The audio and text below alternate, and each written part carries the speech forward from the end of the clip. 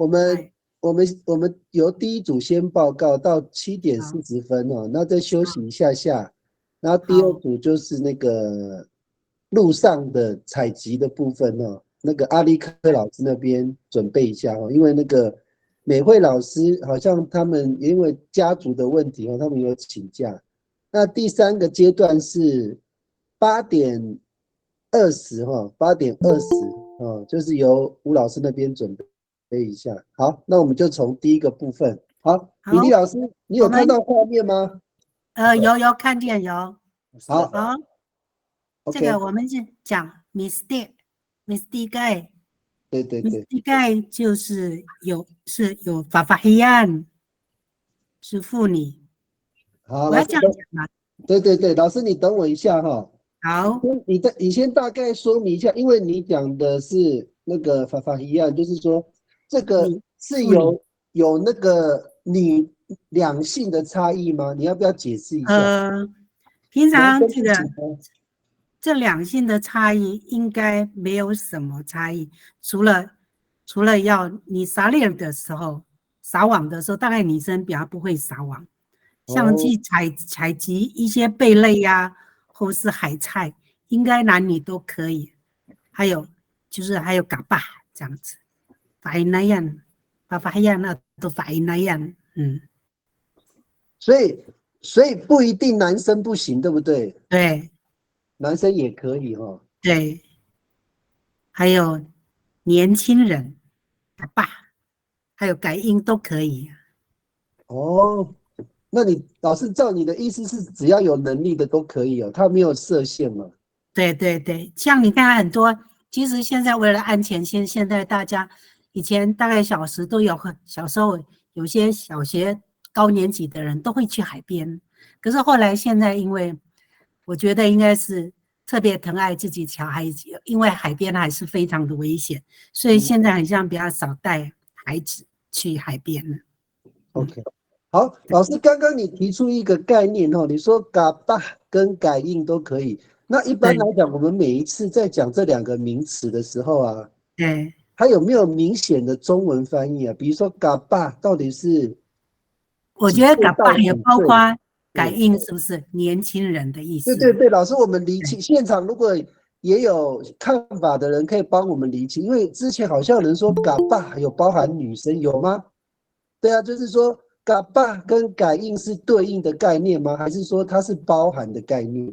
现场如果有人的话，可以帮忙回答一下。因为以前小时候常听到说“乌嘎巴努尼亚罗”，好像都在指男女，年轻的男生女生。我不知嗯，道，我请吴老师、吴老来裁决。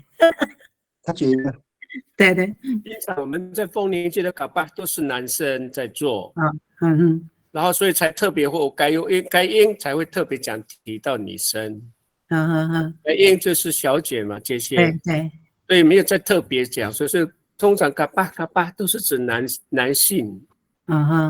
老师，你给我们一个集句好不好？大概几岁到几岁啊？是不是妈妈努嘎巴下面，然后巴卡巴就是嘎隆年龄阶级上面这样子？年龄阶级的这个从最低到最高的这个都叫卡巴。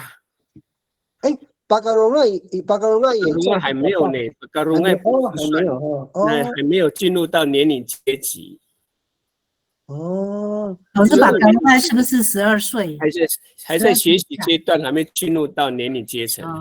OK，就是那他的就是说巴卡隆爱已经到年龄阶层了。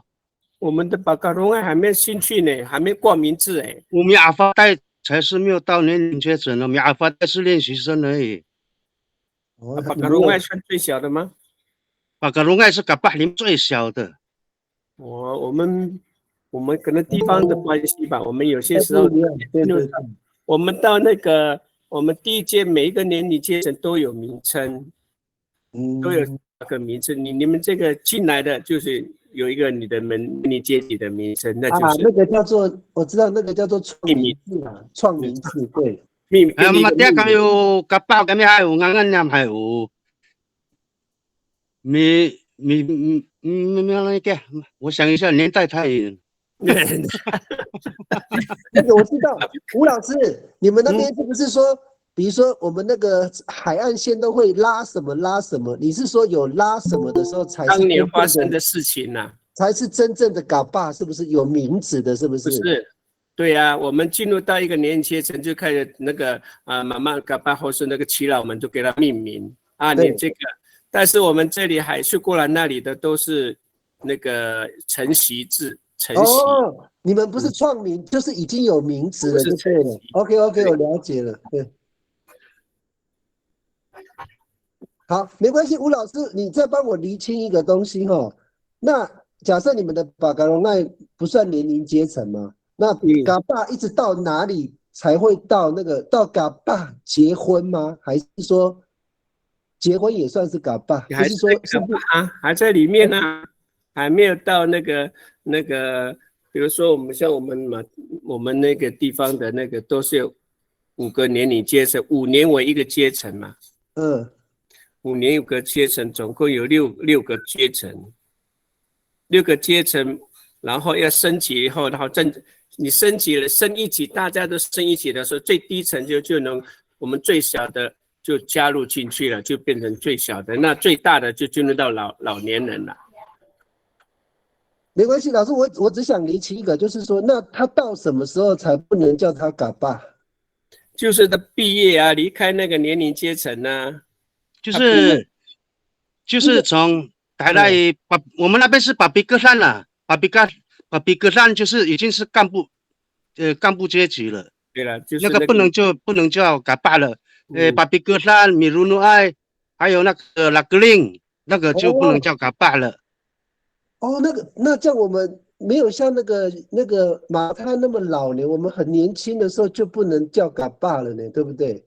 你没有年龄差不多，你看5年有5、6、30，5年一个年龄阶层5个年呐，所以5、6、30，这个30加上你的40几岁了。没有，那个刚刚那个松林大哥的意思是说，因为海岸线它好像有那个像什么，我们有那个拉格令嘛，还有什么，对，还有拉格令、米鲁努埃，还有那个巴比哥山，就是一旦这个是干部阶级，干部阶级以下就是嘎巴了，统称嘎巴了。对，没有错，因为拉格令也不会很大，拉格令的年，拉格令也是妈妈那个巴的下面，对嘛对不对？对。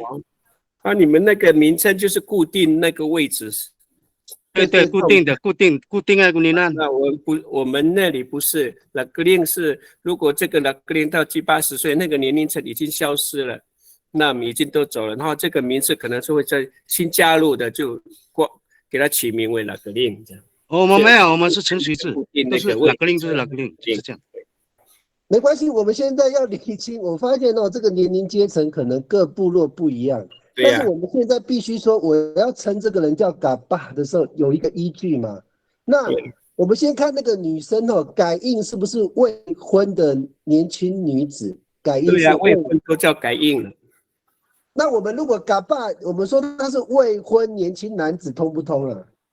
不是，都有些那个还在年龄阶层都结婚了。还是嘎巴。还在年龄阶层里面都还是嘎巴。对，吴老师，你们那边的壮年也算是嘎巴，是不是？壮年也算。对呀，你就算还没有离开年龄层的话，你还是啊。你还没有进到那个干部阶级的时候，他还是嘎巴就对了。对 ，OK， 那我们大概好，现场有没有人有其他的看法？我们那个嘎巴现在的定义是说。那个就是男子尚未进入那个干部阶层，都被视为是嘎巴这个概念。对，大家其他人有没有其他意见？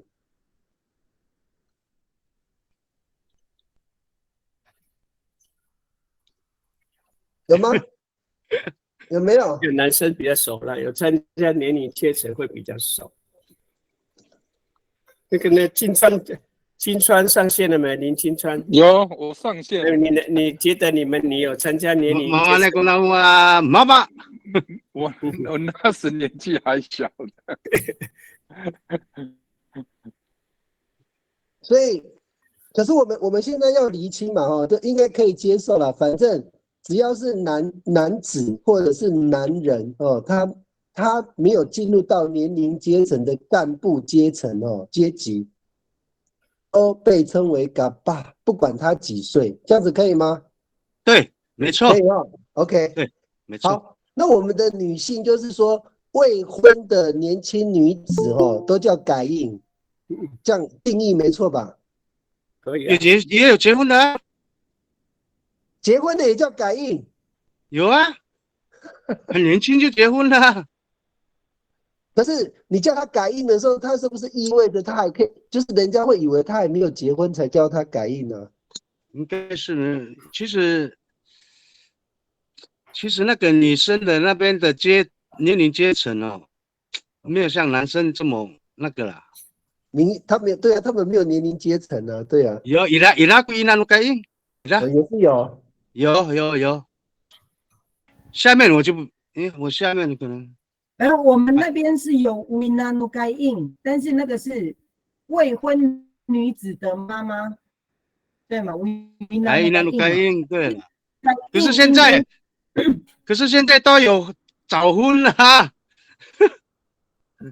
对，但是如果你要讲改印这个东西的话，它其实应该要指的是没结婚的。对，我的概念也是这样，不然大家都叫改印了，会搞不清楚这个人可不可以追求呢？对，那就很好像我未婚，但是我有小孩，我要叫改印吗？那怎么不能？对啊，不对了，其实那个应该是未婚，然后年轻女子。对，我们要不要？我们大家有共识哦，因为这个改印，我们要不要用一个标准去定义？不然你以后教小朋友的时候，什么叫改印，也很难教。我们大家一起定义好不好？改印是什么样的标准叫改印？年轻漂亮就叫改印吗？不一定漂亮，就是未婚年轻女子这样。未婚啦，对吗？未婚啦，定义在未婚啦，未婚可以哈。定义在未婚啦。然后结婚的就phụ chính盖了啊，妇女啊。对呀，没有错啊，应该是这样子嘛，哈，好不好？我们这样定位。那未婚有小孩，那也叫妇女啦，那是妇女，有小孩，这也是不应该妇女，那还是改印啊。妈妈就不属于改印了，不应该都搞不。我是不应该了，我不是改这种的印。未婚老姑娘怎么办？成熟美少女可以吗？啊，资深美少女啊，可以，也是改印吗？好了，对啦，啊，对，好，没有结婚呐，不管你有没有小孩，都是改印呐，这样好不好？正好定位。成熟美少女嘛，可以了哦。那我问你们哦，那如果就这个概念来讲的话，那如果离婚了之后，它就变成改印了吗？不是，还是叫妇女，慢慢，她还是妇女啦。妇女了哦。父亲该都知道，父亲该都。哦，所以其实应该是没有结过婚的，结过婚的应该都叫妇女了，这样比较标准，可以吧？哎，对。OK， 好，那你不能叫改印的了哦。没有，我从来都不觉得我是改印，我不仅改个工。你是成熟美少女，我都还说。倒酒委员会主任委员呢。OK， 好，我们继续哦。那你看这个两个那么简单的词汇，其实大家都没有搞得很清楚哦。那我们今天厘清的话，以后如果有人问的话，至少我们这个群组里面的标准答案就是嘎巴，就是男子尚未进入那个年龄阶层的干部哦，都叫嘎巴，不管你几岁啊，也不管有没有结婚。对。改印的话就是未婚的年轻女子哦，对，这个是界定，这个是界定。好，那个我们再回到那个三妹老师哈，那除了你刚刚上述的这几个角色是 Mr. Degai， 还有没有？应该就这样子，因为反正女性男性都也没有分多大年纪，就是阿嬷或是阿姨之类，反正就女性男性这样分别就 OK。 OK， 那表示说这个 Mr. Degai 这个工作并不是一个就是有特别有像狩猎这么偏重男性导向的，这个就是两性都可以去做的工作，对不对？有能力就可以，有体力。Ano makaya kaya papaya mito sa mito patulan to， 就是这样。OK， 好，那这其实这个就没有什么特定的角色，那 OK， 那我们继续往下面第二个。好 ，Sastikan 跟 Mistikan Mastikai 就是被采集的东西是什么？对，最常见就是否定。OK， 老师，这个地方你可以不用回答，因为这个部分哦，那个我们之前去年收集的差不多，对 ，OK， 超过50个以上。对 ，OK， 我现在希望你帮我厘清那3个构词，它有没有特别的差异？第一个是 Sastikan， 第二个是 Mistikan， 第三个是 Mastikai。请问这3个词汇对你来讲 ，Sastikan 就是要被采的东西啊，Mistikan 就是已被采集的东西，就是采集的东西。Mastikai 就是也被采集者，已被采集的东西。所以它的本质上的意思没有特别的差别，是不是？我觉得是这样子。老师，你看哦，我举一个例子哦，你看我们一般讲说感恩这个词，这个字嘛，我们讲感恩的话，我们都会说叫食物，对不对？对不对？它为什么被翻成食物？那你感恩的话，我们是说所吃的嘛，对不对？对。那为什么感恩就要翻成食物？它到底有什么样的不一样？就像沙斯蒂根，它的构词跟感恩是一样的概念。沙斯蒂根是不是固定阿美族会采集的固定的东西？有没有这种意思？因为感恩是食物，应该就是我们固定吃的东西。那沙斯蒂根是不是有固定吃的东西？有这个意思吗？应该是大概知道说我要采集什么东西，对不对？我问你啊，我现在不清楚。我也认为是这样子。是哦。然后有巴斯蒂干吗？巴斯蒂干变成是那个让人家采集，有巴吗？应该只有比斯蒂干吧。我们没有讲巴斯蒂干呢。变成是地点啊。巴斯蒂干没有，我们没有讲过呢。巴斯蒂干，这里没有巴，这里没有巴，这边是没有那个巴哦，没有那个巴哦，只有 B 哦。B 吧，比斯蒂干才是那个。只有比斯蒂干哦，没有巴哦。这里没有巴啦，这里没有巴。对，没有巴哦。那个松林大哥，我问你哦，第一个沙斯蒂根这个词汇对你来讲有特别的意思吗？斯蒂根。沙斯蒂根，对。沙斯蒂根，对，就是说你要捕捉的那个东西了，你要采集的东西了。那这个采集的东西有没有指涉说是阿美族人固定会吃的那一些东西？有没有这个意思？有固定，比如说也是有季节性啊。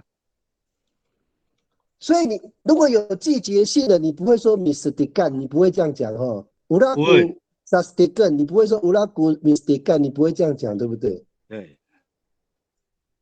所以它因为每个植物都有季节性，很难去那个。所以我现在要厘清的是说，因为这3个词汇哦，在中文翻译上差不多，但是我不知道阿美语的概念是不是也一样。所以你的 Sastikan 是有固定，就是说阿美族人会吃的那一类的东西，对不对？就是那几类啊，就是海藻算海藻类啊，就是螺类啊，就这样。好，那我想请问其他的那个现场的有没有对 Sastikan 这个词汇也有一样的概念？它是阿美族人固定会采集的东西。就像我刚举个例子，就是嘎嘎恩嫩的时候，我们中文会翻译成食物，对不对？我们米嘎恩难我们不会翻成食物啊，为什么嘎嘎恩难会翻成食物？是不是有这个语义上，这个词汇上本身它就有一个不同的概念？应该是完全是两个是没有搭在一起的。吴老师有在吗？哎，吴老师，你讲啥是比根？比如那你来造句，你就知道说。Usasbikan tu Quran， Usasbikan Quran， 这就是那些东西可以采收了啊，Usasbikan这样，所以那些已经被指定说那些东西可以采收了，Usasbikan。哦，那些东西可以采收了，Usasbikan。我倒认为，Usasbikan就是地方是固定的。那个东西是不一定是什么东西固定的长在那边或是什么的。老师，那个小白老师，你讲的 Usasbikan， 你说定点采集的概念吗？是不是定点采集？对。没有回应。比如说他们要打杜根的时候，就那一区大概都是那个打杜根吗？或是你要去海边那边的话，就那个地方就是固定的，不然那个啥子地根给他。所以老师你不会说乌拉古米斯蒂干，你不会这样讲，对不对？有，就是伊拉古啥子地根就是准备要拿的东西，就大概的位置就是在那个地方嘛。对。你就知道说我们今天会采到什么东西嘛。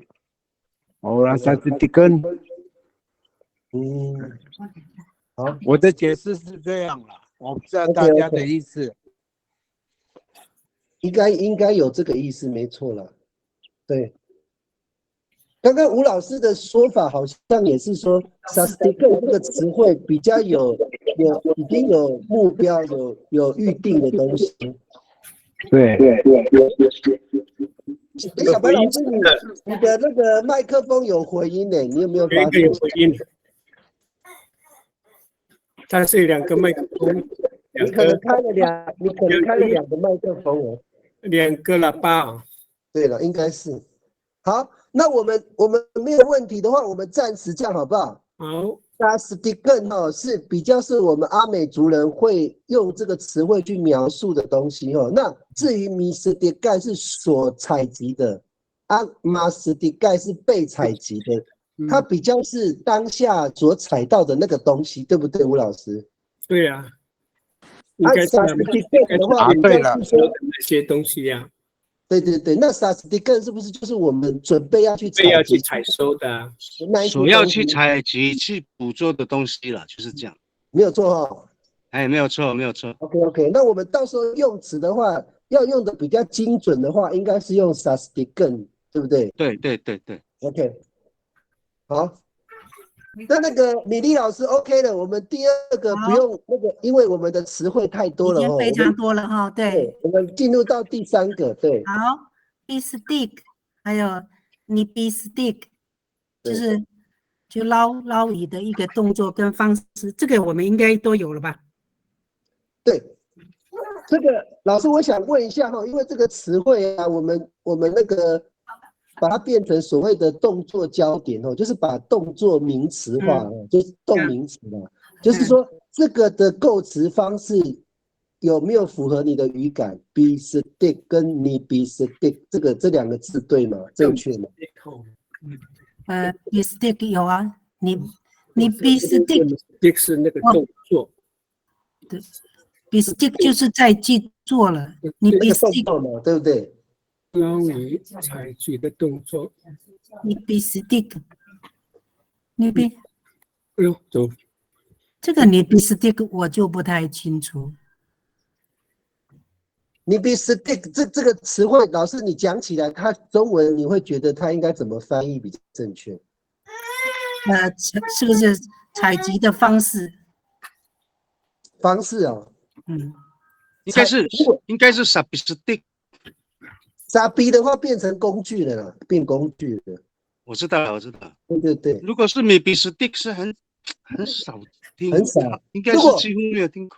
我们如果说采集的程序的话，用这个字可以吗 maybe stick 说不过去。Umangu nibi stick 一数就是 Umangu nibi stick 一数读了的那个什么符定就是。Umangu stick 干数才是啊，比较顺。Umangu maybe stick 干数没有 B 了。我觉得没有 B 了。所以你 Umangu stick 干数就是这样，你采集的东西是什么？蛮耐。那个变成上面的啦，那个你比 stick 这个词汇没有程序或者是历程或者是情形，没有这个翻译吗？没有，好啊。你采集的情况怎么样？你采集的状况怎么样？你比 stick 这个词汇有没有代表那个意思？都是这样有一点跟关联了。你比老师，你听起来有一点哦。对，在你采集的方式流程的话，是你比 stick 我们国那比你比 stick 农民书会变成可以哦。对，就比如说比 stick 干泥书。对了，比如说你那个。比如说那个，你现在就是说刚刚好在海边嘛，有人打电话给你啊，说啊，我说啊，你现在采集的状况怎么样？会不会用你的 stick 这样子？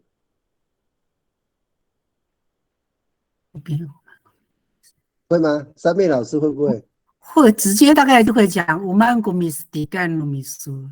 对，直接没有 B 了，没有 B 了。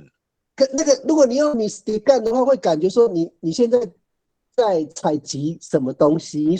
我现在讲的是那个情况，那个流程，对，不是那个东西哦，是它的采集的状况。对，是那个动作哦。有一点动作吗？对，不是采的那个东西，因为你们讲 misty 干的话，变成是所采的那个东西嘛。它其实有点是方式，对不对？对，你的流程、你的情况跟动作比较相关的。对。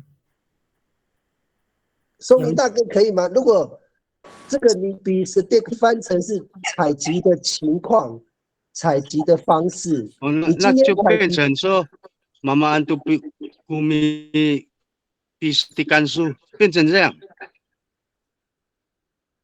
妈妈安都比stick 干数变成这样。老师，你好像会加个 an 哦，是你比 stick 干，对不对？就我的认为是，马南国什么那个什的比 stick 干你都对不对？我在问你那边的成果怎样？对啊，你比 stick 干数，对啊。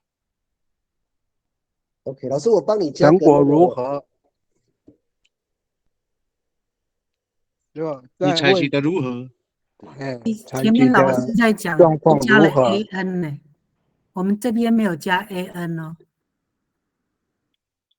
我把它加上去了。这个画面怎么还是停留在那个？哦，对不起，那你们可能看到那我已经把那个松林大哥的那个 nibi stick 再加一个 an， 我把它加进去了。nibi stick 干，那个松林大哥讲那个 nibi stick 干的话，你讲起来有没有那个就是说我采集的状况，我采集的那个情况有这个意思吗？有过程哦，那就没有错了。有过程了。对啊，那个不好意思，那个三妹老师，所以你们那边没有加 an 对不对？因为你加了 an 就是那个地方，你采集的地方不是吗？其实那个海岸线的人很喜欢加后缀的，很喜欢加 an 或是 ay， 对，所以他可能本身的意思没有地点，也没有时间，是 ，OK， 就没有时间，没有地点了，对，没有固定地点了，没有固定时间了。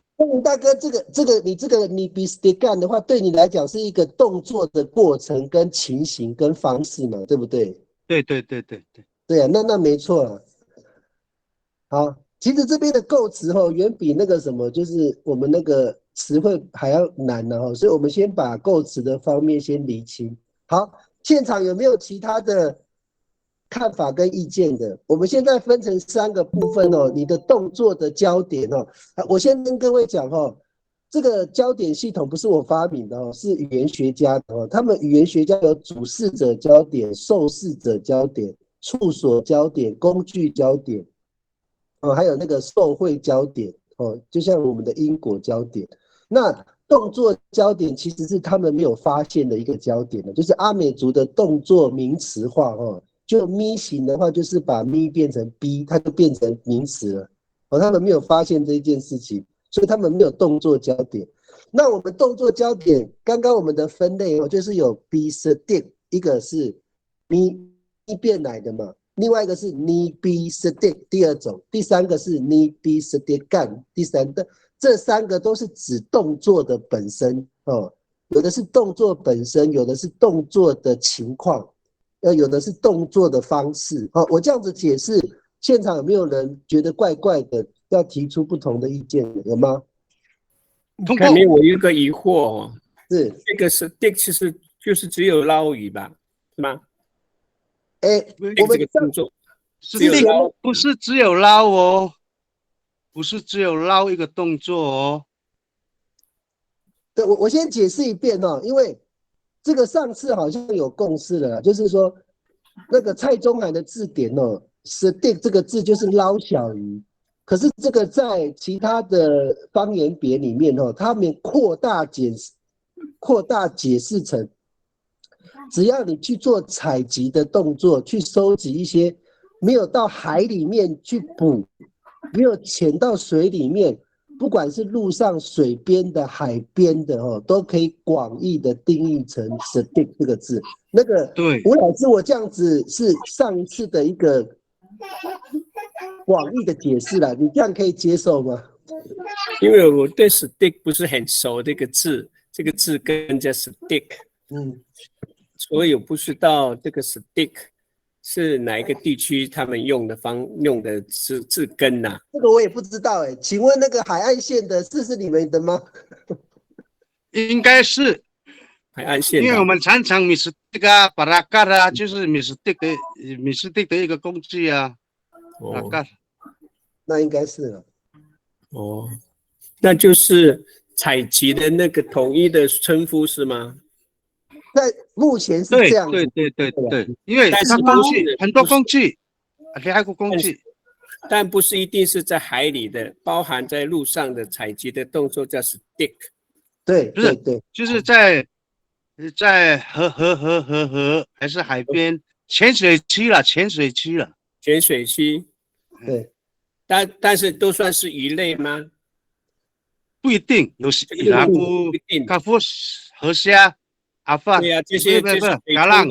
他那个松林大哥吴老师的意思是不是那个水里以外的，像陆上的也可以叫 stick 吗？应该不算呢，应该是算所有的水中的那些，不管是什么生物，我们来采集这个动作叫 stick 吧。捕捉。那在陆地上的那些植物，那些不算采集吧？不像这个地方上一次其实就有人提出不一样的看法那个我想请那个阿力克那边，阿力克有在吗？刚上线。阿力克你们那个 stick 这个词汇你怎么去解释它？到底是只有水里面的生物才算？如果是大型的活动的话，我们去海边采集，不单单只有叫 stick，那个就是你去海边，无论你拿什么蓝麦啊、海菜啊，还有福定啊，那个都叫采集。我们在山上也是叫采集。女生如果是去山上的话，也是叫 mistake。去山上，对。如果是大型的活动的话，对，大型的就变成统称了。对，我们不是说去山上，你龙不是单单只有龙的舟，还可以拿很多东西。还有，对，所以我们都叫有什么拿什么就对了。对，不是说只有 skill 而已啦。反正你去海边，的话，就是有kapulungan nila kurma no finalan hay mistiko ko naro ay ang fucingkay kansa ukapot kapah hay 对了对，阿鲁你要 mistake 嘛奈，对，nila kurma no nalo 你不读个祖母里也是叫 stick 的一种。那个不算呐，那个是你家庭个人的啊。no kapulungan no finalan 的话，tala area 也叫 mistake。tala ilutok fafayan mi longas mi rateng 那个也叫 mistake。对，都是组队的哦，组队。哦，我懂了。哎，这个都是组队哦，这个概念很重要。所以刚刚那个阿力克提到一个概念，就是说，如果你是个人的行为，比如说你自己去海边捡贝壳，都不是 stick，stick 就是松林大哥讲的，它是一个团体活动，对不对？对。啊，我懂了。现场有没有懂了啊？突然懂了？懂了啊？懂了。Mistake 是一整团啦。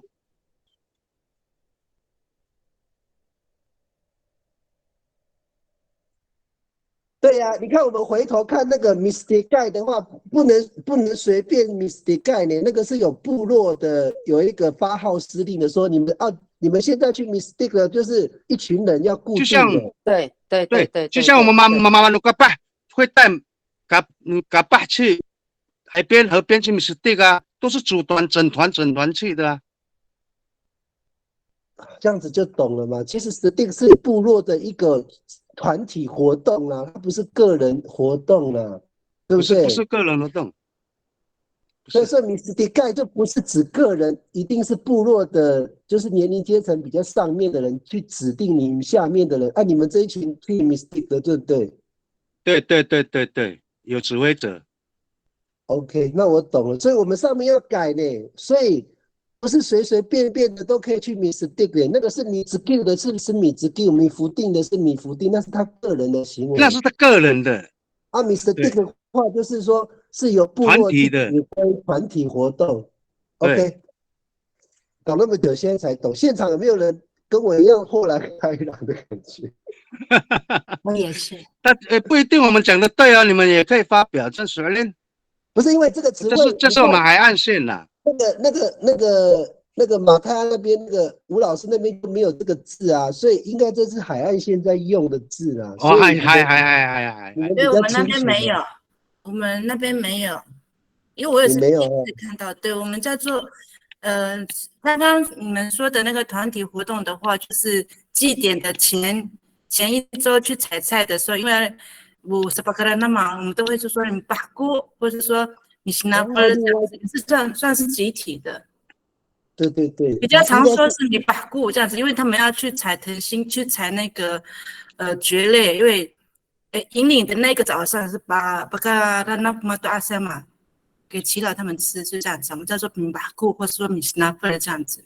所以米斯这个我是第一次听过啊。是哈。对。真感明了你了哥。那个不好意思，那个秋梅老师，你刚刚那个米把和固没有米把和固就是拿山书啊。对啊，就像你们讲的，Mistake 就是集体的去采菜啊，我们是这样子。对了，就是祭典的那一周就是准备周的时候，搞不好他们是集体的去山上，不只是采那个冬的还有老之外，他们也是我们都叫做米把过啊，或者说米奇拿贝的这样子去深山。对，还没过猫了吧？过哦，就是所以你们那个三线的，就是说如果是跟米 stick 一样的概念，你们会用说米把和固是不是？对，米把固或者说米奇拿贝的这样子，就是两种。哦，对，就是祭典的开始的那一个礼拜，那搞不好他们就是要去那个。去山上采菜啊，这个引领的那个早上18个人那股马达赛，就这样子。OK， 好，太好了。其实我觉得这个虽然这个词不是很，就是说很难的字啊，但是它的文化的意涵太深了，所以我们经过那么多人讨论才厘清哦。所以我们结论呢，我们那个 Mistake 跟我们那个三线的米巴固是一样的概念哦，或者是刚刚说一个是米西拿弗是不是？米西拿弗对，米西拿弗，对，一样的概念嘛。对，一样的概念，只是说 mystic 是我们在我们那边是没有听过，就像刚刚彭老师讲的，没有听过，我真的也没有听过，在台湾没有听过，因为每次说，你嘎巴他们要去米西拿弗多米巴库多这样子，我们就知道这几点要开始了，因为是巴格兰那古嘛大赛呀，应该是地方的习俗就是差异了。对。它的习俗是一样的，但是它的对，就是方式不一样，词汇不一样。OK， 词汇不一样，词汇不一样。对。那个你看，我们其实不用急着讨论我们每个词汇阿美族的那个文化的深度都很够哦，就是足够大家花时间去理解哦。那我们第一阶段哦，我们休息3分钟，我们45分回来哦。好，我们先休息一下。好。我再重新登录哦，刚刚那个网络断线。好，这个时候大家都很爱上网哦，就是网络特别慢。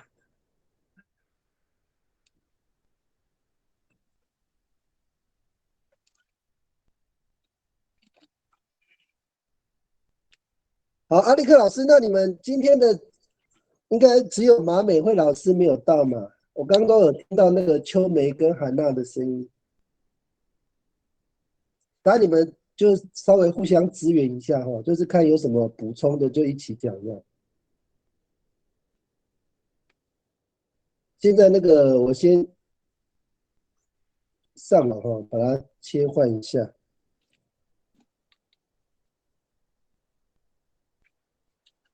韩娜还在吗？ini Johanna ini。好，这些呢换你们这一组哈，我要准备换了，真的很慢。怎么会那么慢？我打点滴耶，你是不是要打一下？你打点滴哦。等一下，我叫妈妈上线，我请妈妈，我有代打，我跟妈妈讲一下，她现在正在我的线上。可以啊，没有，你用那个阿力克，你用那个啦，你用感觉讲就好了，你不要看画面，你眼睛闭起来休息。阿高，来拿过去呢。好，差不多了哈，准备了。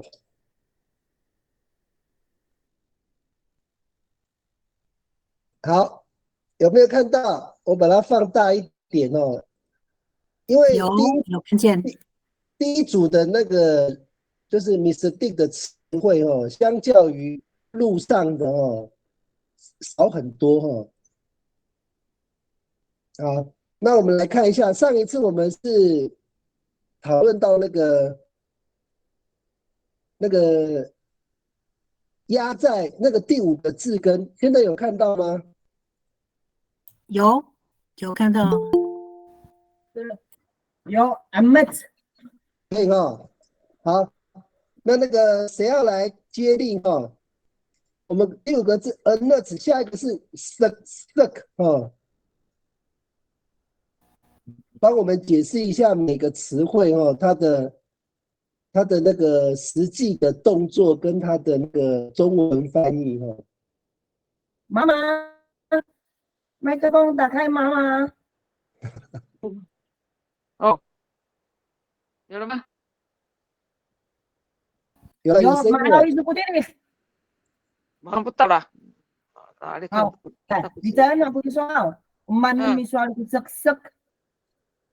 suck 就是拿那个麻袋给它炖，整个叫这还能够这还是就是压紧啊。或者是说在麻袋里面装棍子，然后把棍子用转，还咪溜达嘛，这个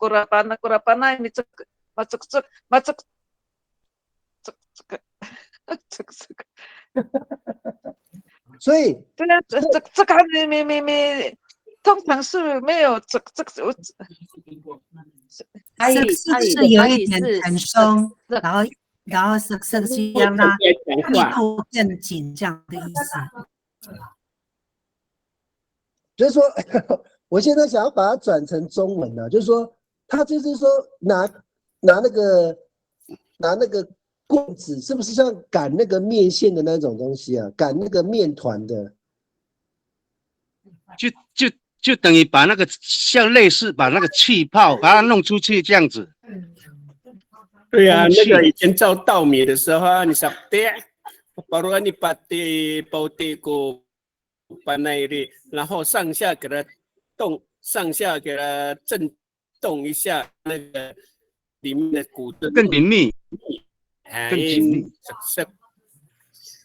然后那个吴老师，你中文你会怎么翻？你说是压的密实吗？把它压密实的意思吗？没有，好像是上下给它，上下就是那个动作啊，上下震动。前面我可以念，上下震动。我可以念字典里面写的，将东西往下抖震，以使紧密的稳固。摇动容器中的货物，使容量增至最大的限度。我懂了，就是要撑满。我懂你的意思，我懂。我这边我们看蔡宗涵的那个有那个刚刚那个三妹老师讲的，就是说一般我们那个东西如果不够密实嘛，你就往下这样子抖动，它就会往下沉嘛，对不对？然后就会有多的空间出来啊，东西就会压得更紧实，对不对？三妹老师，你要表达对，没有错，是的。OK， 那我们就采用蔡宗涵的那个啦，没错。然后再补充那个腾出空间，对，这样子就比较贴近那个老师刚刚讲的那个意思，把东西压紧哦。可以解释前装抖震容器密装。没关系，抖震我们大概知道那个概念就好了。就是抖一抖的话，那个空间就会多出来一点，那个概念是这样。腾空出来。腾出空间。好，那刚刚那个法医有讲到那个，他讲我听到的比较多是整呢，不是色呢，是一样的意思吗？对，有色跟这个一样。一个是就是挤进去，叫做这呢。这个是挤进去哈，所以跟色一样的意思吗？色只是蹬起来，就是让它挤在那个袋子那边，但是挤进去是这跟这就不一样哎。这个是直接用手把它挤进去嘛，对不对？进去的，对。它不是用炖的，它是直接把东西直接挤进去嘛，对不对？对。如果有空隙，再拿另一个东西把它塞那个空隙。对。对呀，对。以前我们装那个咸菜干的时候，就会用就用一个棒子，在装瓶子的时候，会用一个棍子压让它紧实。对，类似这样啊。OK， 那这个就是我再加一个抖动就会更有差别。色就是用抖动的方式把东西挤压，对不对？那腾出空间。那这就是直接把它压到那个什么，压进去就对了，它不用抖的，对，直接压进去，对，直接压紧，对。好，这样子我们这两个的概念就分得很清楚哈。色跟整是不一样的概念哦。好，第三个budget。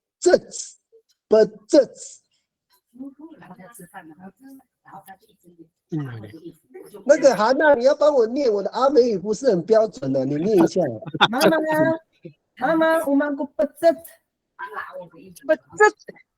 就是把那个东西，比如说它是在袋子，或是在那个社交馆，或是那个什么东西，给它挤出去，就好像我们挤奶油，或是说那个wasabi挤出去就是不滋正。哦，没有挤出来的意思啊，对，就是挤出来。挤出来的意思啦，挤压的意思。挤出来了。我们直接把那个法义的那个翻出来哦，比较传神的挤出来。可是妈，有时候你们叫我们去按这个东西不要乱跑的时候，你们也是叫我们不针头压住哦，就是压住啊，压住跟那个挤，你要看看是什么东西哦。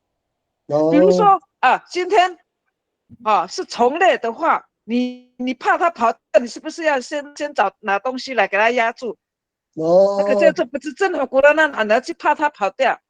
就是要看那个东西是什么。那个法医，我问你哦，如果我们把一个小石头啊，我们拿那个东西把它压碎的话，也是用“不这个字吗？你用那个石头压碎东西，对。对啊，也是哦。对。哦，那个，所以这个蔡宗涵的意思有压碎了，蔡宗涵的字典有压碎，所以压碎跟压扁都有这个意思嘛，对不对？啊，对。OK。那这样没错。您秀姑兰会讲“啵”，就压碎。啵是打碎哦。对啊，你刚刚讲压碎，我们是啵。对。PER 吗？是不是？对。不是 F。是 F。不是 F， 是 P。B 啊P-E-L。L PEL。哦，对。哦，有，哦，也是压碎的意思哦。对，比如说我们要压碎那个花生啊，那个就是不能。哦。哎呦，那个很多，其实很多的语言都是要看什么东西呢？磨成粉就叫粉，阿姨讲的那个花生磨成粉就叫粉。刚他们叫粉不一样。对，所以其实很多这还有那个都是要把水分挤压掉，因为我们讲的是那个路上的那个菜嘛，所以我们这边抓的这几个什么啊、蓝麦啊，那个都是去掉多余的水分，所以光这个字根就很多。所以这还有这个都是去掉多余的水分。所以动作很多。那个阿力克，你再重复一遍，去掉多余的水分是哪几个字？就是我们现在讲的这几个啊。哦，都是对不对？对，因为我们要储存那些以前老人家没有冰箱，所以他们要就是保存嘛。就是保存那些食物，就像刚刚他们讲的，其实那个色也可以，就是老人家会把那个给肉有没有塞在里面，就是把多余的空气就是排掉，就一直塞这样子。对，所以让它类似变成真空状，对，变成这样，那个可以保存很久。我懂了啦。对。所以阿美族早期也知道泼水跟那个把里面的空气排出去，保存我们食物的一个方法，对不对？对啊，就像我们的给肉要先晒啊，晒完之后，他们就切一小段一小段这样子，墩的那塞在那个容器那边。对，然后隔年还可以拿出来吃，这个就是我们保存的一种方式，是这样子的。OK， 这样更理解这个逻辑。所以我们阿美族人以前他就懂得这些观念了，只是说后来可能有冰箱，有其他的先进的设备，所以就忘记有以前这个技术嘛，对不对？其实我们现在老人家还有在用这种的方式啦。是。对。OK， 好，以上。阿力克，你那个量力而为啦，如果讲到你脖子不舒服就停下来就好了。你有代打，不要怕，你有代打。我们下一个我们继续把它完成哦。是 be a big 比尔比这样念哦，比比不止不止哦，我们一并讲哦。这还有3个，怎么翻译？妈妈啊，是吧？什么东西？比尔比是什么？比尔比，对，比尔币跟比币其实都一样，一样哦，压的意思。对，哦压哦，这2个字是一样的意思，只是不同的。OK， 可能是弱化吧，还是就是比币跟比币都一样。币是好像是用脚踩的，比币，用脚踩是不是？比恩则用脚踩。哦，有用脚踩的意思哦。凯明，请问一下，你这个比币还要那个小豆点要吗？这个是他们给我的，我不知道呢。我看字典没有。哦，那就没有啊。我看一下哈、哦，你说比那个逗点对不对？我记得他是说没有逗点。对，没有。我看字典没有。没有，比没有。比。哦，好像没有，他没有逗点。没关系，我们就把那个红色音拿掉哦。比尔币嘛，没有红色音，所以比尔币跟比币是一样的。那秀姑兰那边的比币是有一点用脚去踩，对不对？对啊，有脚踩的感觉，有感觉，怎么好像以前在验那个大量的那个也可以用手啊，有时候装饭的时候，酸菜放在水鱼缸可以用这个压。装饭要装多一点，就要比这样，这个比就是这样的意思。比恩，我问一下哈，我以前看过我妈妈，我觉得蛮恶心的，她就是在腌猪肉，很大一块哦，她放在脸盆哦，然后撒很多盐巴，用脚踩，那个叫比吗？对啊，比。哦，是哦。腌那个腌菜，酸菜呀，都是用脚踩哦。凯明，腌鸡肉也是啊，腌鸡肉也是，都是用脚踩啊，鸡肉，鸡肉就用脚踩。你这个烟头塞音它是有的，如果你没有那个烟头塞音，它是查不出来的耶。哦，所以还是要有就对了，对，就是用踩踏压死，所以它还是有烟头塞音，还是要的。对，我也这么觉得，因为以我们的口气来发音的话，还是要有，对，还是要的。比 OK， 没有关系，那这个就我把它再用回去哈。总而言之，这2个的词是一样的意思嘛哈，比跟比是一样的意思嘛，对不对？凯明，因为我查了那个吴明义字典是没有那个合色音。吴明义的，那我们3个都写了，这样子就表示说有各种的方言别。因为他用这个用点就是早期的方法，如果你要认真去拼呢，就很难听了。比这样，现在的方法是眉毛了。如果是弱化的话，是用轻音的话，比讲的就应该是一个眉毛在上面。吴老师，你刚讲的一个概念是喉色音弱化就变成嘎烙了，是这个概念吗？对呀。哦，所以我们所有的那个不要那么用力。那个嘎烙都是因为喉色音弱化的结果，是这个意思吗？没有发音部位了。秀姑兰就喜欢用嘎烙，我们海岸就是用董奥。哦，董奥是很重的，那个是应该就是弱化的概念，所以这2个字本来是同一个妈妈，只是后来一个比较轻的，还是一个还是就拿掉这比上。但是如果说很详细的念的话，应该有那个的感觉。它不是同一个妈妈，它也是子音哦。对，它是子音，对，没错。好，我们那个有概念的话，反正它使用的是我们身体脚的部位嘛，大家有这样的共识嘛？没错哈。OK，好，那我们下一个 but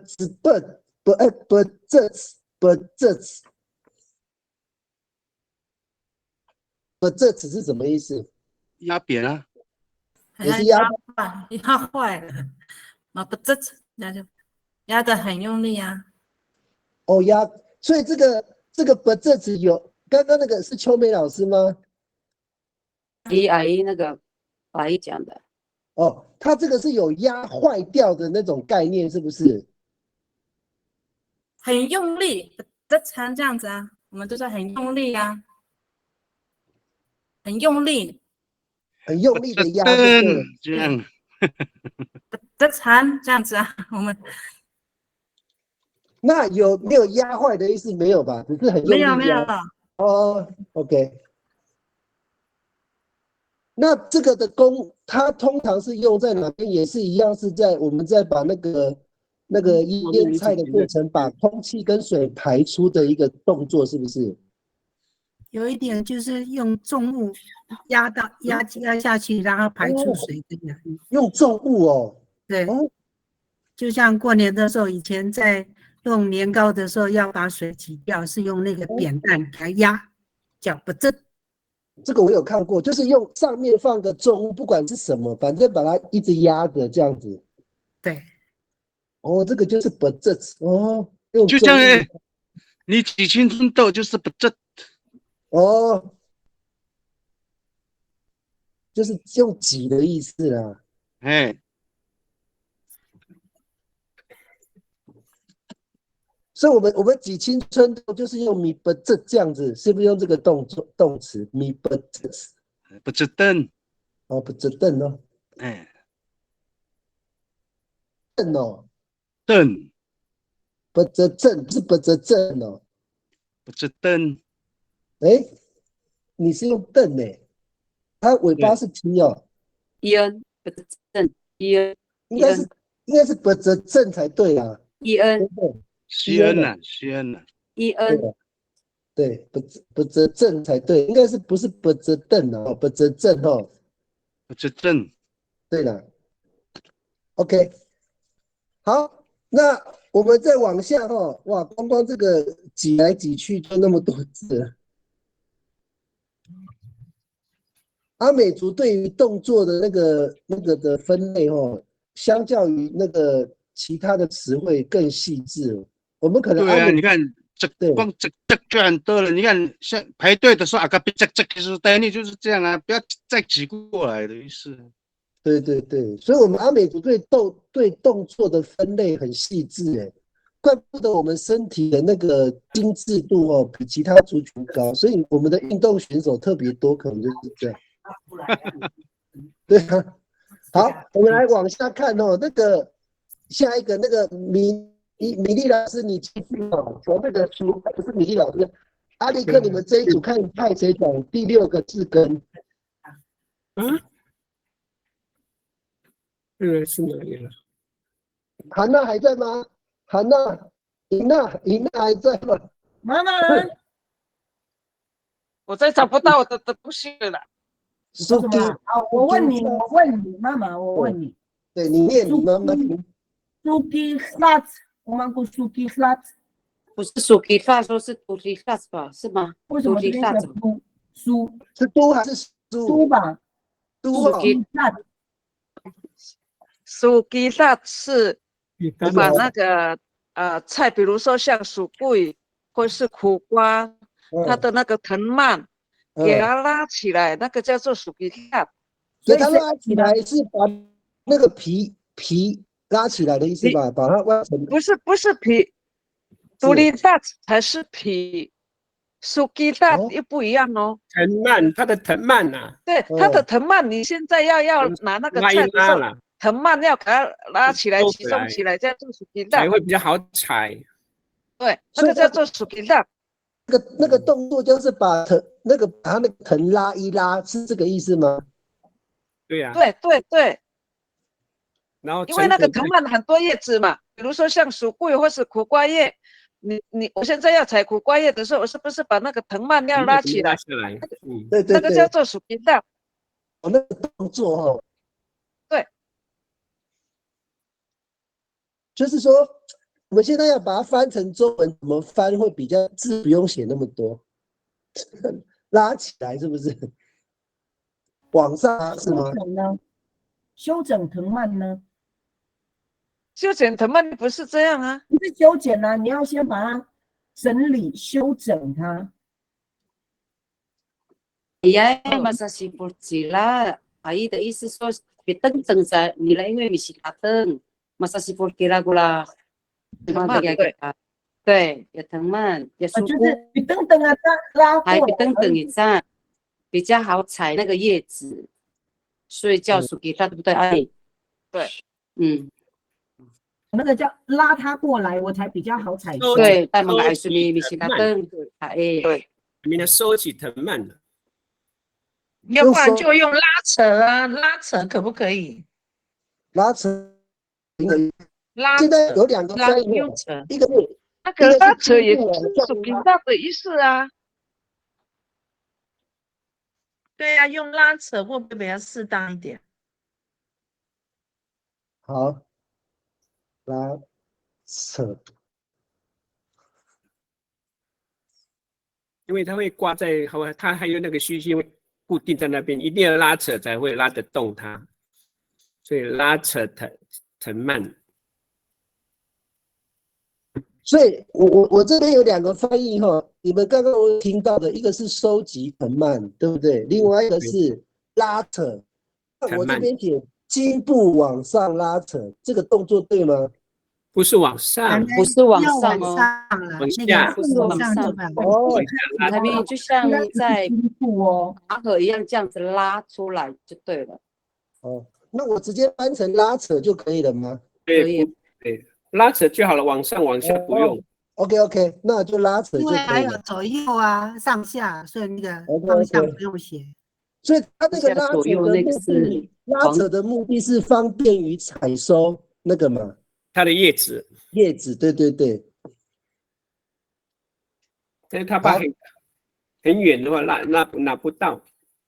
哦，好，刚刚你们有提到另外一个是变成都的话，叫做都基萨，只差一个 T 吗？是不是？都基萨，慢慢的没说那个都基萨。就是有我刚才讲的那个拉扯就是给他的。有没有都基萨？都。刚刚有讲都啊，都基萨，我们不都基萨。没有都基萨。哦，没有都基萨的。除非是都基萨就有。都基哦，什么意思？都基萨就是现在把那个树皮或是什么皮给它剥开，那个叫做剥开了。哦，对。像我们的那个皮肤有点破皮的那个，你要撕开那个也是叫那个独立萨啊。其实最多的独立萨就是树皮的部分，或是香蕉那个叶子，你要独立萨，那个扒下来就是叫独立萨子了。剥皮的意思嘛，哈。剥的有剥。那还没有很熟的哦，凯明。它还没有很熟，剥是不萨子啊，独立萨就是我要怎么讲去了？掰开吗？用掰的，是不是？对，独立萨就是扒开啊。对，扒开就是独立萨。扒开了。对，掰开或扒开 ，OK。剥开或是剥皮。哎呀，再读，过来嘛，过啊！哎呀。我找不到我的面了，是怎么跑到页面了呢？没有关系，我现在我们那个就统一我们那个独立萨，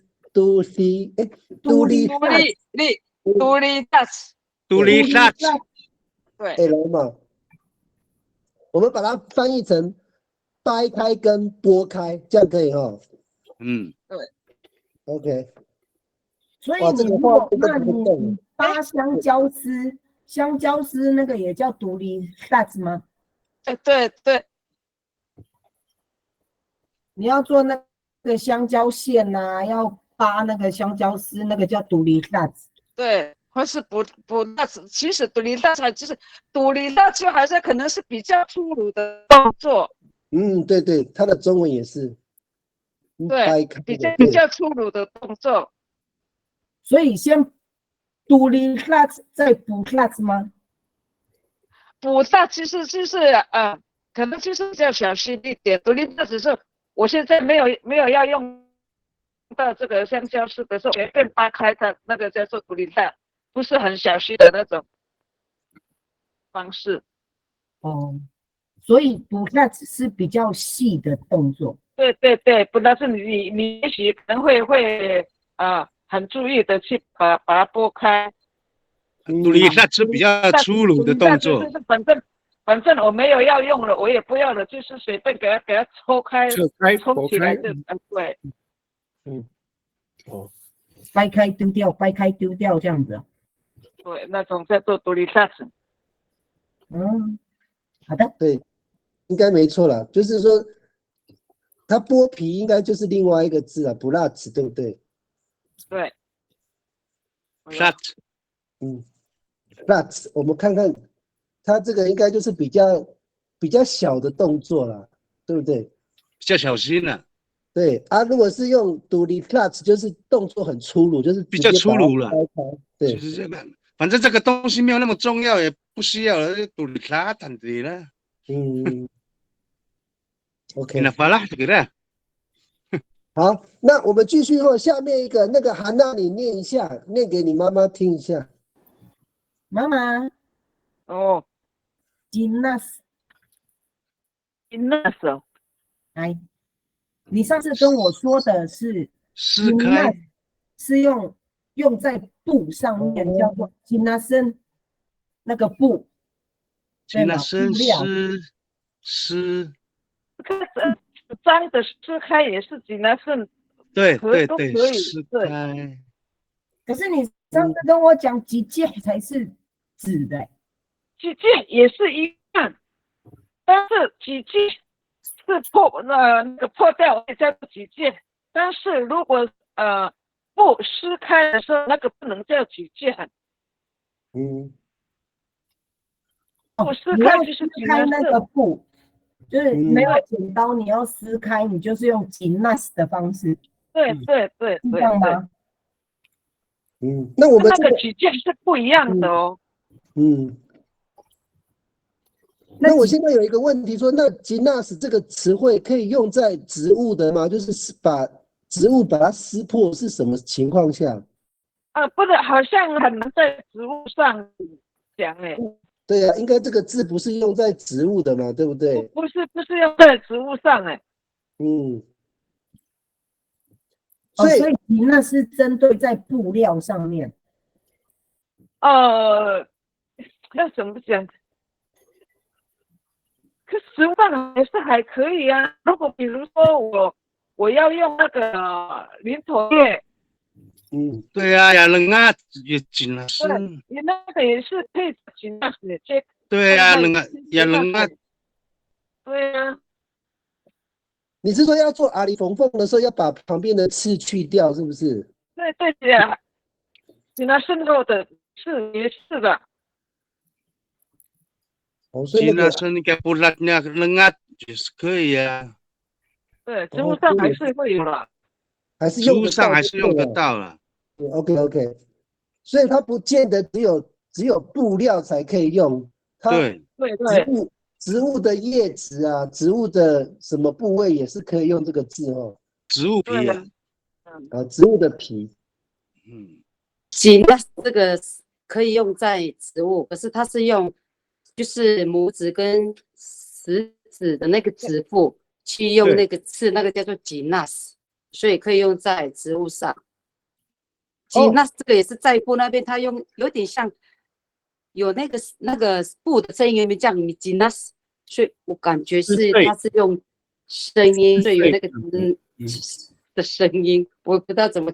可是那个如果是在植物的话，对，就是用2只食指这样小心的在指腹上，对，把那个刺这样子撕开。gymnast 也可以。所以阿力克，我再确认一下，你讲的是拇指加食指这样对对夹住对对对吃掉对对，是好比我们那指个腹指腹芦苇的那个叶子也是，你要很小心。对，那个也是叫吉纳斯。OK， 那个也是叫吉纳斯，就慢慢的撕开。叶子边边对对对，尖锐的那一边。Cina ami Cina na taga ketun nararaan。以前没有剪刀嘛。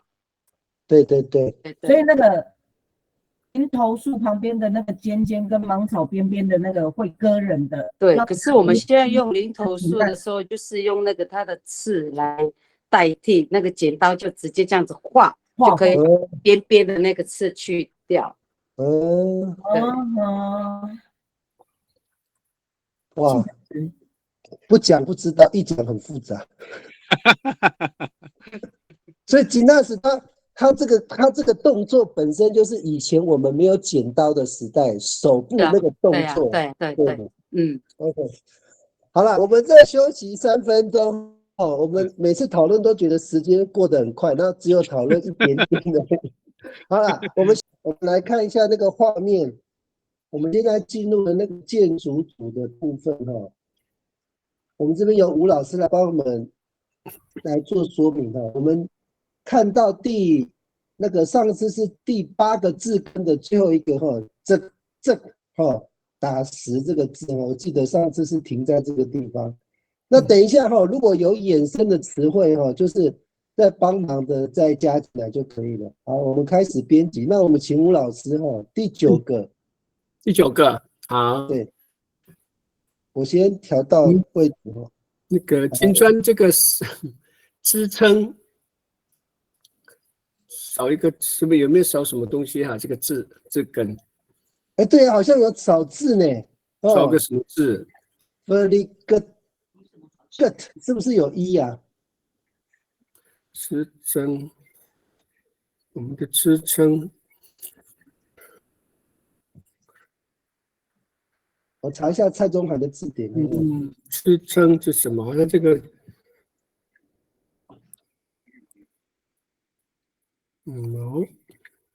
哎，我找不到。金川老师有在吗？这个字是谁搞的？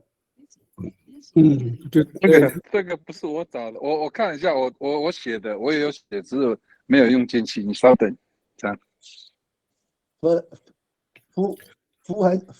福利 good 是不是？因为我现场的会支撑这个字，哎，我有看到支撑呢，被撑开。看到是福利 gut 是不是 ？gut 啦，福利 gut 才对啦。对对，他这个是眨眼睛的，是不是？跟那个福利 gut 是眼睛睁开，跟这个东西睁开眼，福利 gut。所以你的这个是指这个字吗？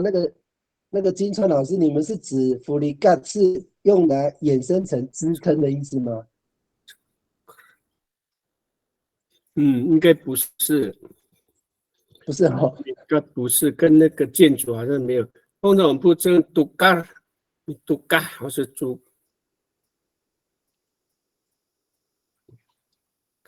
嘎 ，TOKAH 杜嘎。那木头。老师，你讲的是这个哈，杜嘎，对吗 ？TOKAH， 对，杜嘎。那我们就换这个字哈。好，老师你来说明一下，这个支撑是我们在盖房子的时候是什么样的动作？是我们的四个支柱吗？是这个概念吗？杜嘎就是说你在盖的时候还没很稳。你另外拿一根竹子和木棍顶住支撑它。OK， 我懂那个意思了。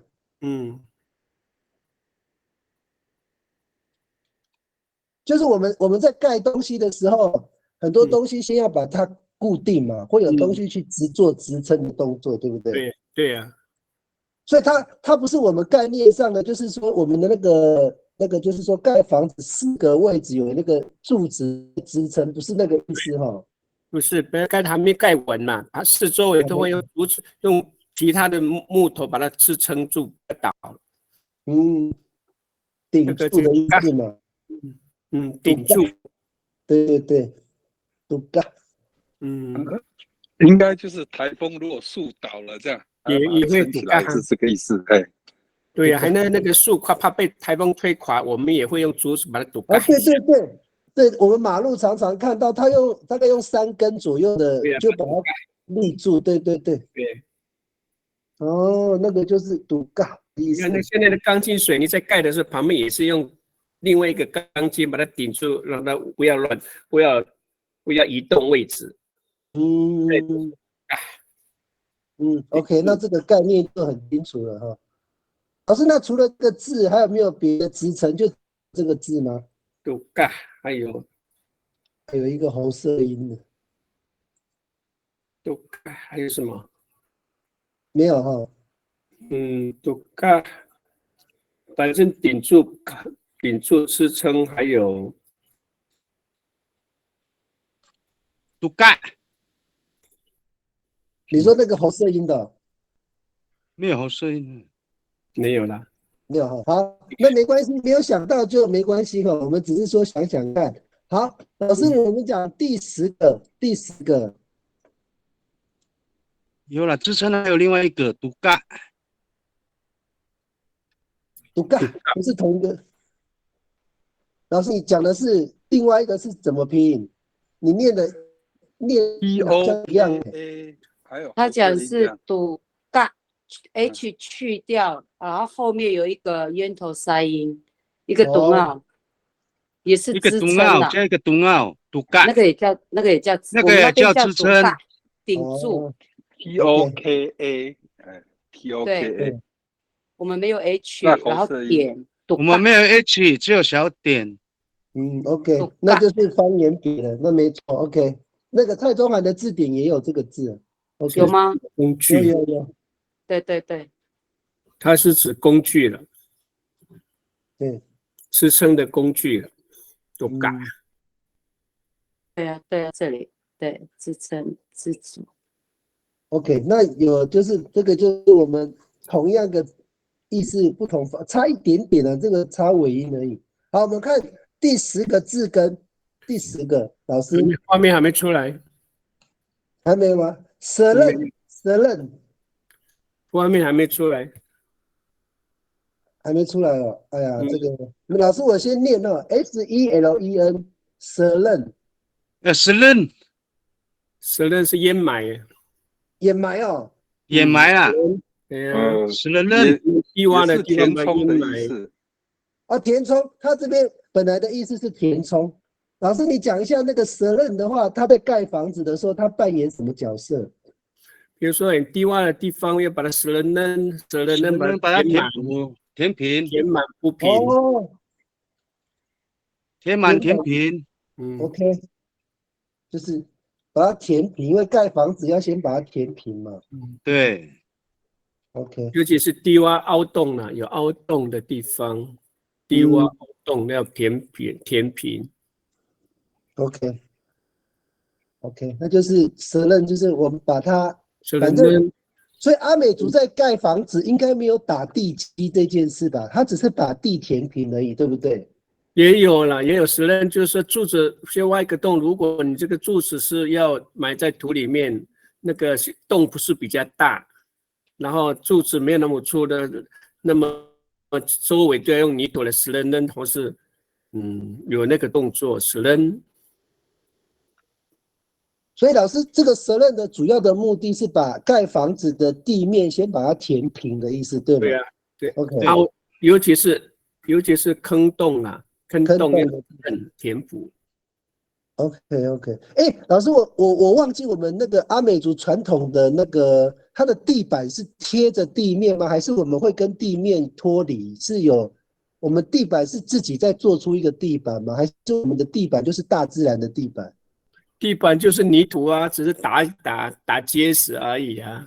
所以阿美族的房子就是我们里面的地板是直接跟就是土地了，对不对？对啊，以前没有什么水泥啊，以前就是用柴啊，用木头把它裁结实一点啊。所以我的意思说，它那个土上面不会用什么竹编或藤编，上面会加石头，这样石避免潮湿。地板的不会啦，一般的地板不会贴什么东西，早期是没什么，地板上放什么东西都没有。必按这个书带，把那个泥土踩结实，越硬越好。哦，就把它踩实哈。对，刚刚那个松林大哥用刚刚我们讲的必的，对啊。对啊，BN 或是用其他很重的木头必按个书带。刚刚想说怕潮湿，那是柱子底下垫石头了。刚刚那个三妹老师，你讲那个石头是不是就是怕潮湿垫石头？放在柱子下面，就跟那个泥土跟木头可以隔绝，这样防那个木头湿啊，比较不会不腐烂。所以我们在那个柱子的下面，泥土的上面垫一块放一个石头，那我们的那个木头的底部就不会直接跟泥土做接触，就不会腐烂了，是这个意思吗？对呀。哦，所以这个是我们阿美族盖房子的功法之一，是不是？对。哦，所以我们传统阿美族的房子柱子下面一定有石头。正式的住家大概都是这样。OK， 那我了解哦。好，那这样子理解这个逻辑了。好，老师你在看字根时的第二个字巴若，画面还没出来呢。没关系 ，PARO。啊，第几个？槟榔鞘吗？拔入吗？对，拔入吗？就是把什么装入这样，拔入就是把什么拔入装啊，拔入认装这个跟盖房子里面有没有拔入这个这跟盖房子有关系吗？这个字拔入装什么东西哈？在那个什么字典，他说把什么装入这样啊，叫拔入。用什么装进去叫拔入？这个概念 OK， 但是我要问的是说，它跟盖房子有没有盖房子的，它有没有这个动作是连结的？对，有没有这个动作？好像比较没有呢哦。现代可能装水泥灌进去可能有，这样以前应该是没有这样。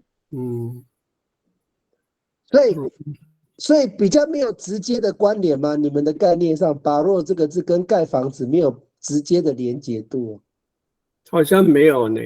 拔若好像没有啊。装什么？那我先把它删掉哦，因为感觉上如果举不出例子，应该是没有直接的关联。房子有拔入，装东西。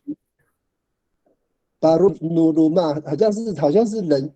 内容物呢？家人加拔入努鲁嘛是家人，没有错。可是这盖房子好像没有提到拔入，对，好像没有，应该没有什么牵扯的，应该没有什么相关。没关系，可能刚刚那个金川老师提现代的功法可能有了，我们现在用传统的功法，先没有哈。好，那个吴老师，我们看第17个，对不起，第11个字根。公，对，公是哪一个地区叫公？谁公是谁提供的？讲一下。公是敲门呢？你公沙发汉敲门呢？会跟盖房子没关系。应该是对。的是什么意思？敲打吗？敲打。打词。对。后面就有啊。后面有哦。就是敲打。没有那个刚刚阿力克你讲的是吗？是 T 吗 ？T 啊。对啊。这个跟盖房子有关系吗？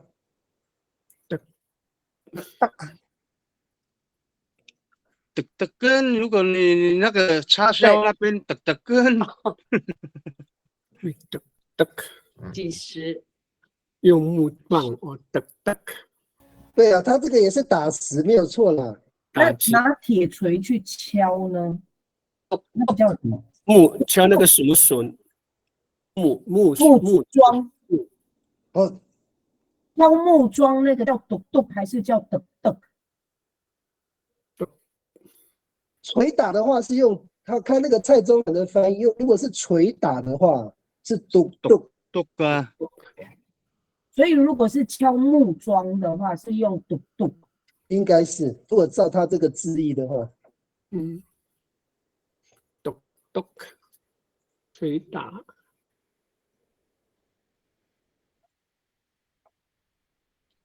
好，我先稍微整理一下哈。第一个哈，那个公共就应该没有这个字哦，这个是敲门的嘛，对不对？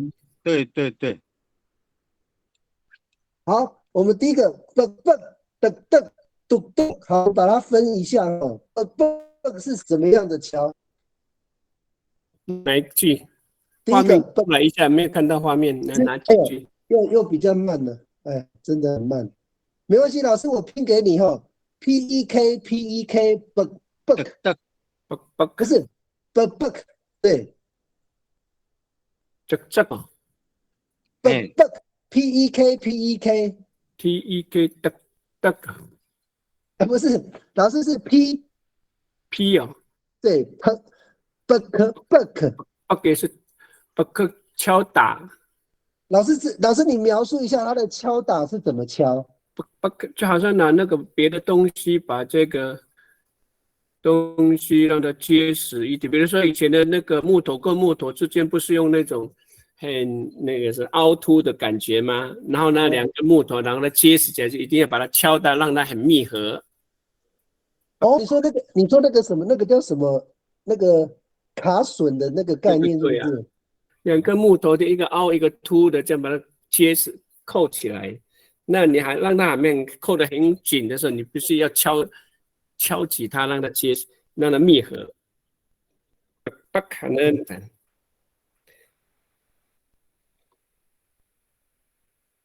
还有没有别的说法呢？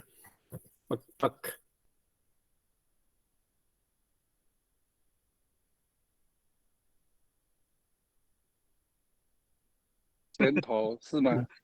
不可能。如果意思是这样，那个就是猛打或是捶打。就是让它那个密合了。木棍去猛敲打。猛敲打，所以也有用拳头打人，也可以用可以吗？也有啦，比喻打得很狠，打得很狠，所以那个打那个木桩也是木头，也是要很狠的大力，一定要不能客气的打，不然怎么会密合？打架的时候不就这样吗？不太不紧啦。对啊，往死里打这样子啊。对啊，我懂了，因为他这个应该是衍生的意思啦，就是因为你敲打要把它密合，对，所以你打人的话就是往死里打。对了，可能。OK， 那我们不可以了。那第二个嘚是什么？嘚是谁讲的？嘚，它的意思也是敲打吗？对，敲打。可是看出来，因为我刚刚看到的是不，我就念成嘚，它是弄在就是它的那个有缝隙的话，就是敲得很怎么讲，就是紧实就对了啦。那跟很密实。海明，你找一下这个字根。是应该是紧实，可是我不知道是放在建筑还是在物品，看一下来它这个感觉跟那个感觉跟那个啵好像是一样的意思哦。一样吗？好像差不多呢。哦，这里的打紧实。对啊，木棒敲打，可是。应该是也是哦，比如说编竹篓的时候，他的意思说那个每一个边的每一层都能够很缝密集隙了，没有缝隙。敲起。对对对对，他那个对，没有错，就是你们在编那个竹篓的时候啊，对那每一层的距离都一样，很密集，都用另外一个木头把它敲。对对对，这个动作叫噔噔。嗯，这个有做过，用脚踩，然后用那个木棒，对，打的叶，他那边特别加一个打很紧，打紧的意思。打紧，没有错。那跟那个刚刚你们讲那个 bug 其实概念是一样的嘞，对啊。对呀。好，下一个那个我们先不要看画面哦。第三个是 duke， 是捶打的意思，对不对？duke 好像把某个东西把它打进去，那个 duke 是吗？对，捶打嘛，对不对？好像用铁锤或木锤把它敲进去，把某个东西把它钻进去，再打进去，那个动作叫 duke 吗？duke 应该是哦。比如说我们盖房子，这不是捶打的意思啊，捶打。捶打，对。duke 就像我们打铁钉一样啊，用咚咚。对，那个对，它那个概念就是这样。那我们以前没有钉子，是穿个洞，然后用另一个插销啊的榫，那个打榫的东西，打榫，然后用铁锤把它打进去，这个动作是不是 duke？ 就是捶打了。就可以了。对，捶打进去 duke 可能。OK。哇，这个分得很细哈。OK， 那我们这样应该有概念了啦哈。跟的概念差不多，咚就是捶打这样子。好，我之前还有查到敲打是用的 get， 可是这个意思不知道会不会跟住宅建筑有关系？的 get 这样的 get 是小小敲而已，小小敲这样。就像你敲头一样，的 get 那个时候就是这样子而已。哦，就是敲东西这样敲这样哦。那个松林大哥，你可以稍微描述一下这个的 get 这个字通常是用在哪里？这个就是动作比较小啦。哦，它是比较小动作的敲，就像你弹耳朵啊，的 get 那个等于是哟，就是弹耳朵啊，哎呀，弹耳朵。哎呀，那我们这个概念就懂了。那这样理解 ，OK， 那这样很清楚了。题外话哦，那锤球是用的 get 的还是用锤球哦？对，应该用锤。题外话了，我只是想说，虽然都是用弹的，用你是在开外挂吗？应该是咚哦。那么在这边的 get 是用木棒或是用石头来打头，叫的 get。来打头。就是用木棒或是小石头来打头，叫的 get。的 get 呢？的 get 啊，的 get 就我们是弹耳朵了，的 get 等于是。所以它其实是针对人的部位去做的敲打的动作啦，可以这样想。对了，比较小，不要那么大力，不要那么狠了。对，有时候就是因为以前钻木起火是用石头互相敲击，就叫 the gap。哦，哇，那个这样概念更清楚。就是说我们以前有一种石头叫什么石？那个吴老师，你还记得吗？那个叫什么石？弗拉纳玉石，什么石英石？什么石啊？石英吗？还石英石，白还是鹅卵石？不是鹅卵石，石英石，我只记得在郊外那边有棱有角，硬度比较硬的。我只知道在海边那边拿那个白色的石头拿去卖。对，我只记得要拿白色的石头，然后去敲，然后就是互相摩擦，它就有火花。对。哦，那个动作就是。就是你看这样子，大家就可以那个敲只是一个小动作的敲嘛，就是那个动作而已。对了 ，OK， 那这样子更理解了。好，太好了，这样子这个词汇就更清楚。好，下一个那个吴老师第12个，个定，个定是什个么？定就是黏住了啊。个定黏住的意思啊，固定，固定。定satu，个定黏住固定。就是贴住或是粘住。哦，那这个有写了，那这个应该是上次你们就有提到了。对呀，个钉就是把东西粘住或是挂住，挂在柱子上也是用个定哦。一个钉把它让它固定。Ketingan，这就是这样，让它固定起来的意思。让它固定住。哦，让它固。那这个有一个中文翻译是挂住的意思，是把衣服挂在一个柱子上面，也叫做米格定吗？是这样的意思吗？没有呢，没有吧？挂衣服的话就扎 it。哦，那这个不对，这个我把它删掉。那没有啦，挂住，就是我们要把它使它固定的嘛，对不对？个定就是使那个东西固定的，对不对？对了，个定的都。OK， 那老师，请问这个在建筑方面，到底这个是哪一个那个建筑哪个部位？比如说那个木头跟木头之间交合处。对的，那固定起来咯。现在开始距离量好了，就在那里固定。哦，不要动了，这样子就固定那边，不要动。哦，我懂钉上去了，这样固定已经量好了，在那边调整好了就固定了，不要再动了，就是那个距离或是那个位置。哦，就是说就如果有4根大木头，4根木头就是固定，不要动。调好了。哦，固定的。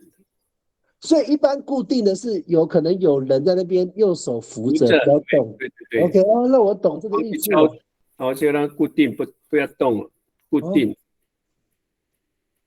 这个怎么很像中文呢？个定跟固定呢？个定。OK， 好，那这样这个概念我们也了解了哈，就是让一个东西能够固定。是我们先有的啊。因为人类的语言有时候很像啊。我们看一下第13个哈，第13个老师。第13个大部是覆盖，覆盖，缝也是覆盖，缝还是缝缝？缝什么？缝叫什么？缝洞？什么叫缝洞？有没有这个字？没有哈。没有，我只记得是缝，是比如说帆布啊，什么东西盖住了，这缝或是什么东西盖住。哦，跟那个大布是一样的，应该说 F 吧。缝没错，老师你那个没错，正确。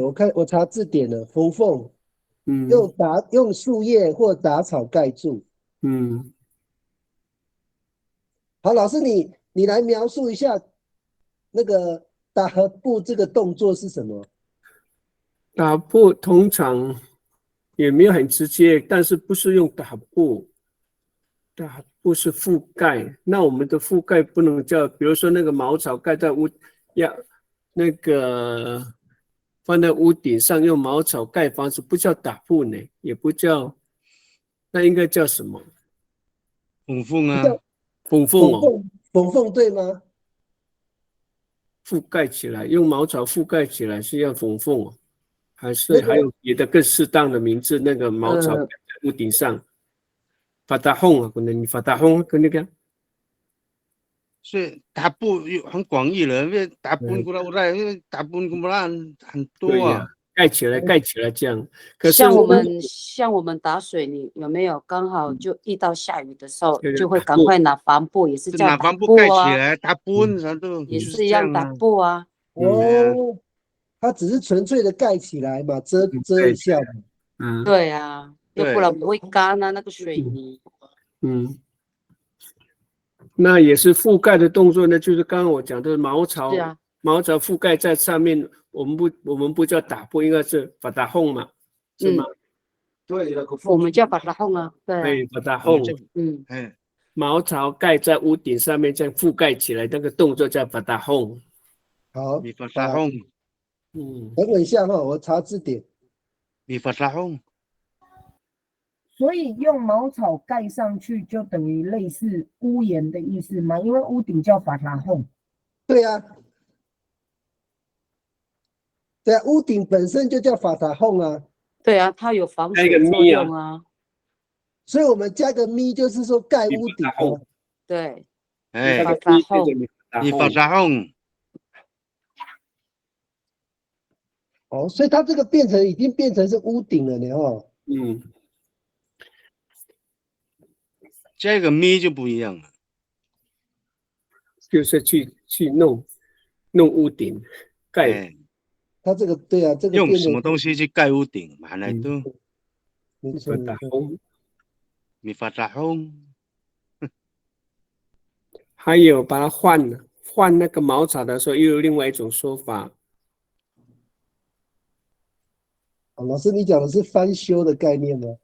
对，翻修就是这个茅草已经烂了，要翻修。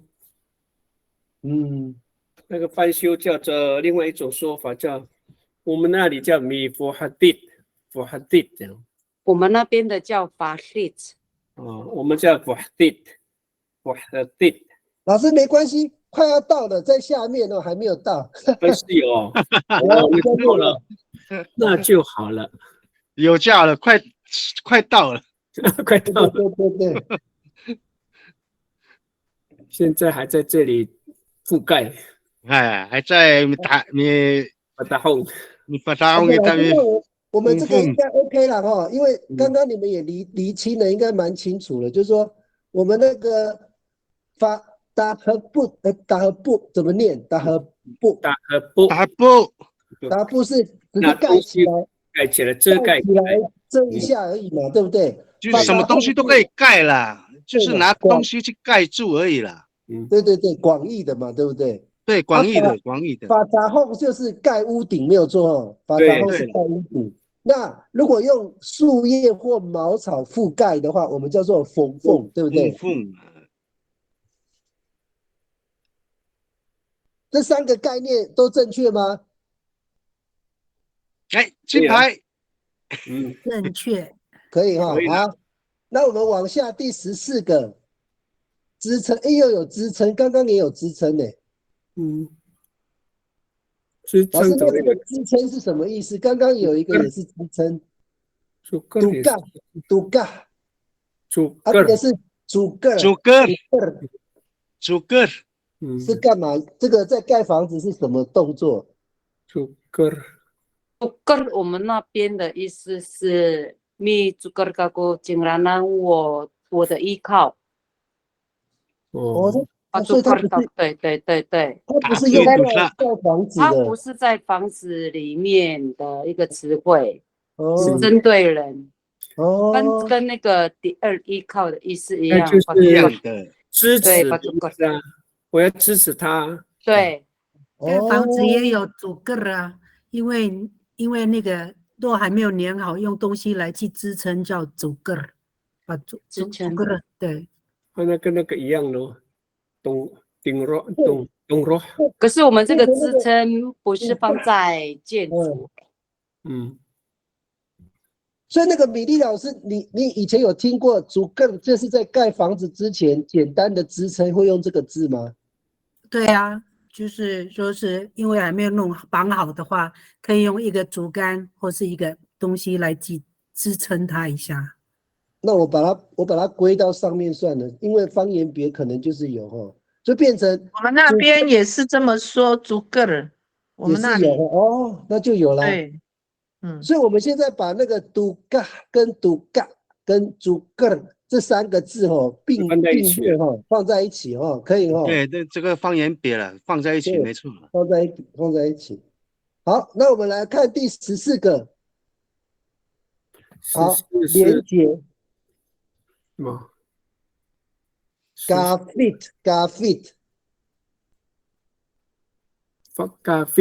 Gafit 就是把连接。Gafit 是吊起来啊。比如说木头啊，横梁最上面那个长度不够，是另外一根竹子，另外一个木头跟另一个木头把它连接起来。我们叫做 durus。durus。不是深层，把那2个木头衔接起来，这个叫 durus。不够高，不够长，一定要 durus。那跟 graphic 一样的概念吗？不知道 graphic 是什么，我只知道后面那个 durus。graphic 是谁写的？graphic 是谁写的？graphic 是什么哈？graphic 就是挂住而已啊，挂住而已。让什么挂住这样？让什么挂住叫 graphic， 我们这边也叫挂。durus 应该是相连这样意思吧？这样2个跟之间相连这样。那所以 graphic 跟盖房子没有关系，对不对？应该比较不会那么。也是有啊，我觉得也会有有啊。对，哪个部分？对，说一下。